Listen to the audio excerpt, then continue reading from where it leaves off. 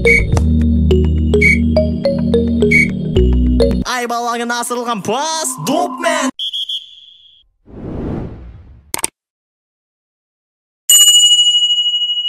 Өткенде сіздерге 5 сұрақ жасырған болатынмыз. Сол сұрақтардың жауаптары келесідей. Ендігі кезекте тағы да 5 сұрақты ұсынамын. Шарттары дәл солай.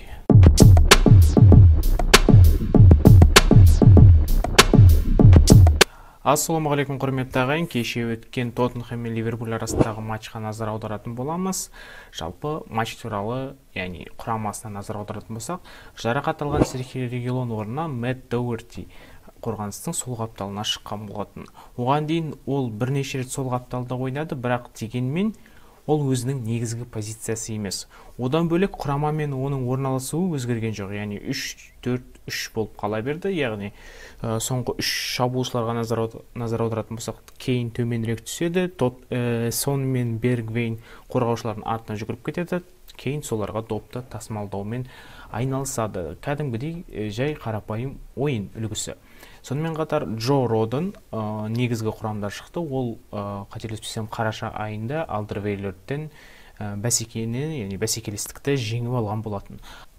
Ал Ливерпуль құрамасына келетін болсақ, Фабиньо жоқ, яғни Фабиньо жаңа жарақат алған жоқ, ол жай ғана ескі жарақатынан әлі толықтай айыққан жоқ. Сонымен қатар сол жартылай қорғаушылар қатарынан біз Джордан Хендерсонды көрмейміз, себебі Джордан Хендерсон қорғаушыларға түскен болатын, оның қасында Жоэл Матип ойнаған болатын. Ал өткен ойында, Эмюмен ойнаған ойында Уильямс жақсы бала ойнаған болатын, ал Уильямсты алып тастаудың себебі ол өте нашар ойнаған болатын. Ал осы Джордан Хендерсон мен Жоэл Матиптің жұбы, яғни тандемі, ол клуб үшін 11-ші тандем болып табылады, яғни 11-ші қорғаушылар үйлесімі немесе жұбы. Әрине біздің білуімізше қорғаушыларға, яғни қорғанысқа жалпы тұрақтылық керек. Тұрақтылық болмаса, әрине бір-бірін түсінбейді. Офсайд сызығы деген сияқты банальный заттар.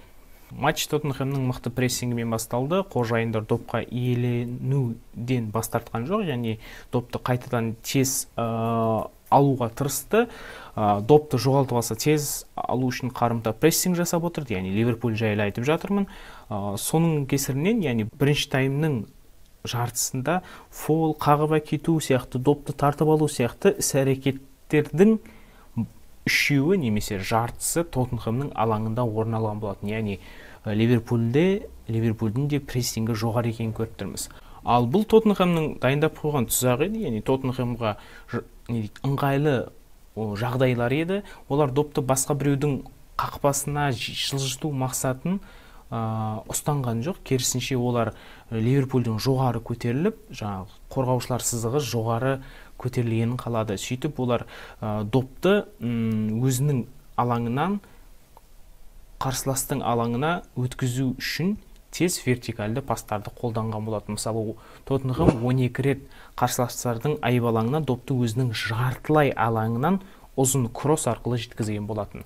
Егер Сон мен Бергвейнді қорғаушылар немесе Эмиль Хойберг жақсырақ түсінгенде, жақсырақ оған пасты жеткізе білгенде, яғни дәл аяғына, темпіне бірнеше секунд ерте емес, бірнеше секунд кеш емес, дәл уақытында жеткізгенде Тоттенхэм қаншама голдар салу мүмкін еді. Бірақ Лестердағыдай ондай сверх байланыс жоқ екендігін көріп тұрмыз әліге дейін.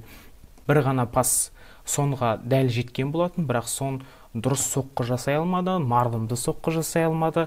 Тиаго Алькантара Тоттенхэмнің прессингінен кейін доптан айырылып қалды. Эндомбелеге сыйлап берді, Эндомбеле Сонға берді, Сон Кейнға, Кейн Сонға шығарып берді, Сон гол салды. Алайда бұл жерде Сонның өкшесі офсайд сызығының ар жағында қалып қойғанын көріп отырмыз. Бұл қызық оқиға шамамен 25 минут қана жалғасты. Таймның ортасында Тоттенхэм жоғары прессингті тоқтады. Мауриньоның қалыпты командасына айналды. Яғни қорғаныс төмен қарай түсті, барынша жатып алды қорғаныста, сөйтіп келген доптың бәрін алдыға шығарып отырды. Ал Ливерпульдің шабуылына келетін болсақ, сол жақ қапталда Садио Мане бір рет жұлқынып кірді, яғни рывоктар жасатты. Сөйтіп ол Радонның қол қусырып отыруына мұрша бермеді.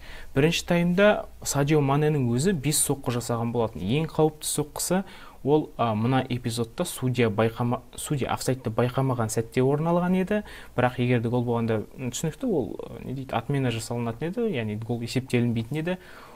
Бұл жерде назар аударатын жайт, Маненің бірнеше секунд ішінде Тоттенхэм ойыншыларының тығырыққа тыққан болатын. Яғни ол эпизодтың басында Серж Ариенің ойыншысы болды, одан кейін Радонның ойыншысы болды, яғни оның зонасына кірді, ал соңғы сәтте Эрик Дайердің зонасынан соққы жасаған болатын.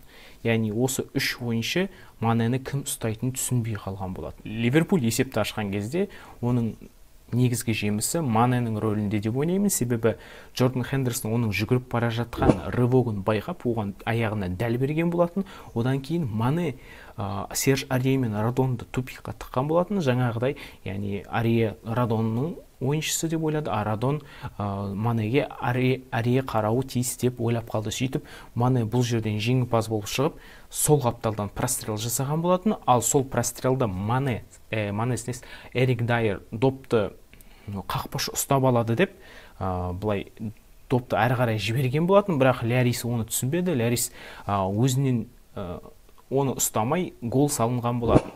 Бұл жерде Уго Ляристің қақпадан 1 метр қашықтықта ұшып бара жатқан допты ұстамауы, бұл әрине позор, масқара, сұмдық көрсеткіш. Бұл бірнеше жалпы бұл жерде Уго Ляристі кінәлау дұрыс емес, себебі бұл бірнеше қателіктердің тізімі болды. Атап айтқанда, ең басты қателік бұл Тоттенхэмнің жоғарғы прессингті, жалпы прессингті ұстанбауы, себебі Хендерсон пас беруден алдын ол ұзақ ойланды. Мынаған берем ба деп, оған пас беруіне ешкім бөгет жасамаған болатын. Дәл осы фактор шешуші рөл атқарды.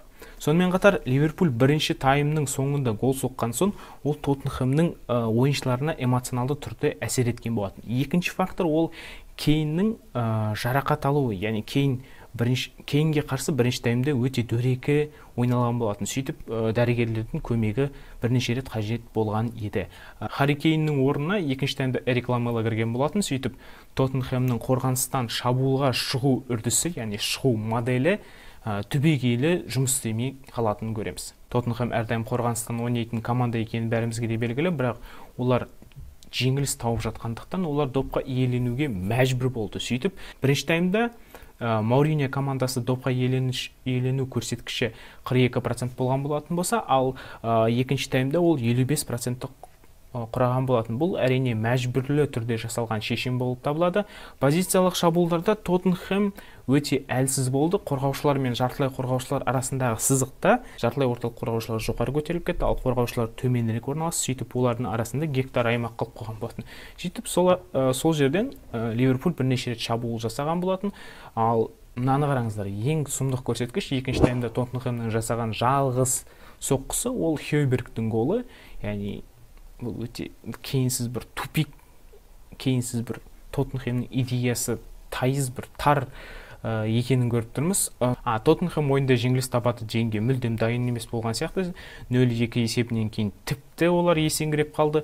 Тіпті Жоэль Матипті мәжбүрлі түрде Филлипске ауыстыруы оларға дым көмектескенде жоқ. Кейін болмаса Тоттенхэмдіктер, яғни олар қорғаушылардың артына сонды жібере алмайтынын көріп отырмыз. Ал позициялық шабуылы тым төмен деңгейде екенін байқап қойдық. Сонымен қатар ең бастысы матчтың соңында Тоттенхэм барлық күшін салып есепті теңестіруге тырысқан жоқ, себебі күші де қалмағанын көріп тұрмыз. Екінші таймның ортасында Радонның қарапайым заттан қателесуінен Ливерпуль есепті 3-1-ге жеткізген болатын. Садио Мане гол салған болатын.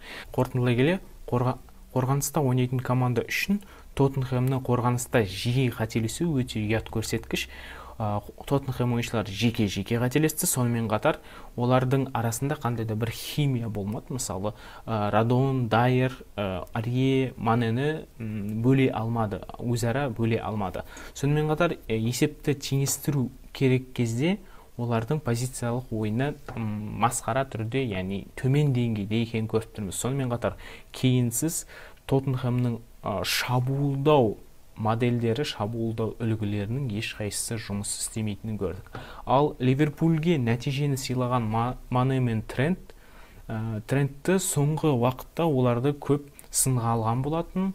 Олар өзінің айыбын жуып шайған сияқты. Сонымен Ливерпуль 4-ші орынға қайта оралды. Өткен жылғы чемпион үшін бұл өте күлкілі фраза болып естілуі мүмкін, бірақ маусым сондай дайын еткізді бізді. Сонымен қатар бұл жерде маңыздысы жеңіс емес, маңыздысы Ливерпульдің өзіне деген сенімділікті қайтарып алуы. Ал Тоттенхэмға келетін болсақ, олар әлі де 6-шы орында тұрақталып тұр, бірақ Мауриньоның турнир кестесінде үстіге қарай жылжуын Ливерпульді, Арсеналды жеңуі емес, Фулхэм сияқты қарапайым командаларды жеңуі керек деп ойлаймын. Сонымен кездескенше қош сау болыңыздар, каналға тіркеліңіздер, лайк қалдырыңыздар. Сонымен футбол ойнаңыздар.